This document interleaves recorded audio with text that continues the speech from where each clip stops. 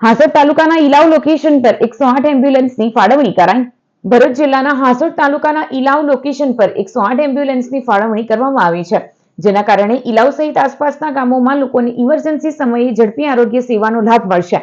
આ 108 એમ્બ્યુલન્સ ઇલાવ આરોગ્ય કેન્દ્ર પર તૈનાત રહેશે, જેમાં 2 પાયલટ અને 2 EMT ફરજ બજાવશે। અકસ્માત, પ્રસૂતિ તેમજ અન્ય તાત્કાલિક બનાવોમાં દર્દીઓને સ્થળ પર જ પ્રાથમિક સારવાર આપી સમયસર નજીકની હોસ્પિટલમાં પહોંચાડવામાં આવશે। નજીકના ગામો અને વિસ્તારોમાં આરોગ્ય સેવાઓ વધુ સુદૃઢ બને તે હેતુથી આ પગલું લેવામાં આવ્યું છે। ગ્રામ્ય વિસ્તારના લોકો માટે આ એમ્બ્યુલન્સ સેવા જીવન રક્ષક સાબિત થશે। 108 એમ્બ્યુલન્સ ઇલાવ ગામમાં ફરજ બજાવીએ છીએ।